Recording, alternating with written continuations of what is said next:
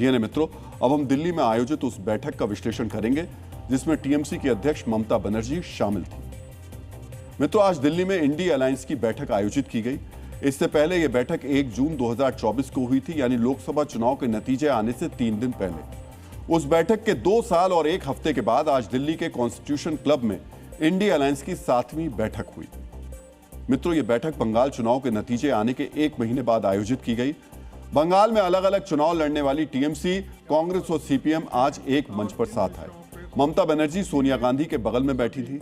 मित्रों, आज सवाल यह कि विपक्ष के नेता हार के बाद ही क्यों मिलते हैं? विपक्षी दलों में आखिर यह स्थिति क्यों है कि अब मजबूत हैं, जब मजबूत हैं तो दूर हैं और जब मजबूर हैं तो पास हैं? इस सवाल को आज हम आपके लिए डिकोड करेंगे, लेकिन पहले आज की बैठक की पूरी कहानी समझ लीजिए। मित्रों, 23 पार्टियों की इस बैठक में शामिल होने का दावा किया गया, लेकिन जो डीएमके कुछ समय पहले तक इंडी गठबंधन का मजबूत हिस्सा मानी जाती थी, वो आज की बैठक में शामिल नहीं हुई। तमिलनाडु में मुख्यमंत्री विजय की पार्टी के साथ कांग्रेस के हाथ मिलाने से नाराज डीएमके ने पहले ही साफ कर दिया था कि वो ऐसी किसी मीटिंग का हिस्सा नहीं बनेगी जिसमें कांग्रेस शामिल है। इस तरह आम आदमी पार्टी भी आज की बैठक से दूर रही। उसकी आपत्ति भी कांग्रेस को लेकर है। अरविंद केजरीवाल ने ममता बनर्जी से एकजुटता दिखाने के लिए कल उनसे मुलाकात की, लेकिन आज की बैठक में पार्टी का कोई नेता नहीं पहुंचा। यहां तक कि शिवसेना उद्धव गुट से भी कोई नेता बैठक के लिए नहीं पहुंचा। पार्टी प्रमुख उद्धव ठाकरे वीडियो कॉन्फ्रेंस के जरिए तो बैठक से जुड़े, लेकिन दिल्ली कोई नेता नहीं आया। इसे भी महाराष्ट्र में कांग्रेस और उद्धव गुट के विवाद से जोड़ा जा रहा है। सीपीएम बैठक में शामिल तो हुई, लेकिन कांग्रेस को जमकर सुनाया। केरल चुनाव के दौरान कांग्रेस के आरोपों को लेकर सीपीएम महासचिव एम ए बेबी ने कांग्रेस अध्यक्ष को चिट्ठी लिखकर गंभीर नाराजगी जताई। साथ ही बैठक में खुद न जाकर पार्टी के सांसद जॉन ब्रिटास को भेजा। जेएमएम की तरफ से भी पार्टी अध्यक्ष हेमंत सोरेन की जगह पार्टी के राज्यसभा सांसद सरफराज अहमद इस बैठक में पहुंचे। उद्धव ठाकरे की तरह हेमंत सोरेन भी बैठक से वर्चुअली जुड़े।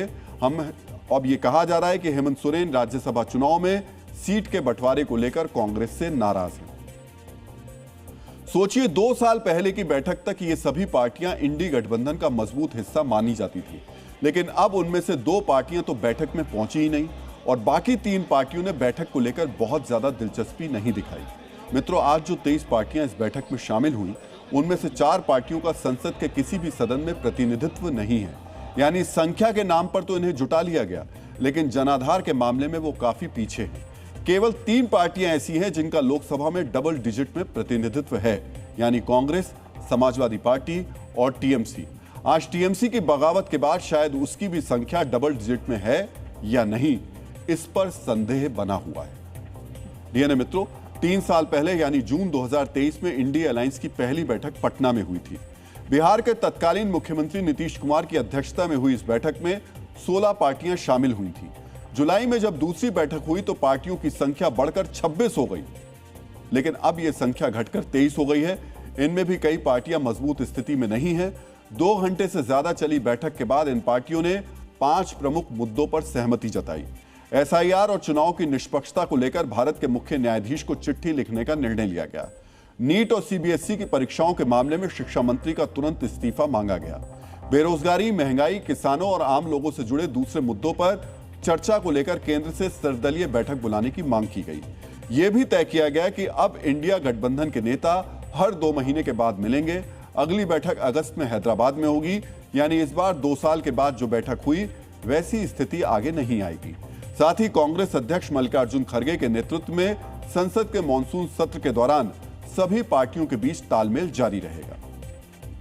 5 पॉइंट पे आज सहमति जताई है। इन मुद्दों पर हम डट के काम करेंगे, लड़ेंगे और आगे बढ़ेंगे।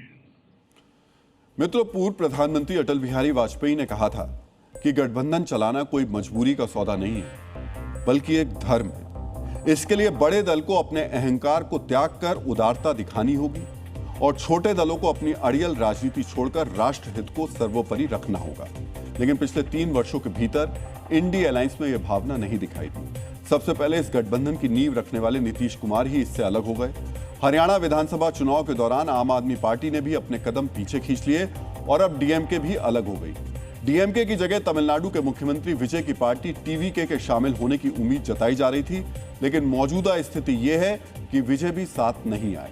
मित्रों, गठबंधन के लिए अंग्रेजी शब्द कोलेशन लैटिन भाषा के कोलिटियो से लिया गया है, जिसका अर्थ साथ चलना या बढ़ना होता है। लेकिन इंडी गठबंधन स्थापना के समय से ही साथ चलने में असमर्थ दिखता रहा। गठबंधन का अंतर्विरोध बार बार सामने आता रहा। उदाहरण के रूप में आज की बैठक में जम्मू कश्मीर की दो पार्टियां नेशनल कॉन्फ्रेंस और पीडीपी शामिल हुई, लेकिन राज्य स्तर पर दोनों पार्टियां एक दूसरे की धुर विरोधी हैं। दिल्ली में भले ही एक मंच पर इनके नेता आ जाएं, लेकिन जहां इनका आधार है वहां दोनों पार्टियां एक दूसरे के साथ खड़ी नहीं होंगी। यही हाल केरल में कांग्रेस और लेफ्ट के बीच है। बंगाल चुनाव में ऐसा ही समीकरण टीएमसी और कांग्रेस के बीच दिखाई दिया। इंडी गठबंधन राष्ट्रीय स्तर पर तो एकजुट दिखने की कोशिश करता है, लेकिन राज्यों में ये पार्टियां एक दूसरे की राजनीतिक दुश्मन बन जाती हैं। बीजेपी के खिलाफ ये एकजुट तो हो गई हैं, लेकिन जब चुनाव की बारी आती है तो सीटों के त्याग के लिए तैयार नहीं होती। उस समय कहा जाता है ये गठबंधन तो सिर्फ लोकसभा चुनाव के लिए था। भारत अनेकता में एकता वाला देश है, लेकिन राजनीतिक गठबंधन में यह अनेकता लोगों को सिर्फ असमंजस में ही डालती है।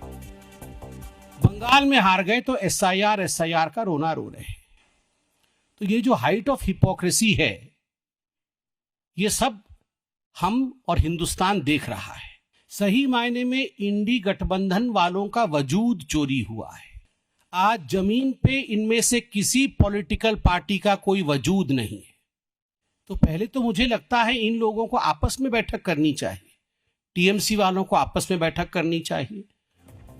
मित्रों, इंडी गठबंधन के गठन के वक्त बड़े बड़े दावे किए गए थे, लेकिन 2024 के लोकसभा चुनाव में सम्मानजनक प्रदर्शन तो छोड़ दें, इस गठबंधन का प्रदर्शन निराशाजनक रहा। 2023 में गठबंधन होने के बाद से 20 राज्यों में विधानसभा चुनाव हुए हैं। इनमें से केवल 4 राज्यों में इंडी गठबंधन से जुड़ी पार्टियों को सत्ता मिली है। वहीं दूसरी तरफ इंडी गठबंधन से जुड़ी कई पार्टियों को अपनी सत्ता गंवानी पड़ी है। पश्चिम बंगाल में टीएमसी सत्ता से बाहर हो गई, तमिलनाडु में डीएमके और केरल में लेफ्ट पार्टियों को हार मिली। उससे पहले दिल्ली चुनाव में आम आदमी पार्टी को हार का सामना करना पड़ा। केंद्र में सभी दल बीजेपी के विरोध में एकजुट होने का दावा करते हैं, लेकिन अपने अपने राज्यों में उनके बीच ही होड़ शुरू हो जाती है। यही वजह है कि गठबंधन के भीतर कुछ महीनों के बाद आपसी समीकरण बदलते रहते हैं। 2 साल तक बैठक नहीं बुलाने की वजह भी यही लगती है। बीजेपी के विरोध में 23 पार्टियों ने एक बार फिर एकजुटता का दावा किया है, लेकिन बीजेपी से बड़ी चुनौती इस गठबंधन के लिए आपसी मतभेदों को दूर करना है।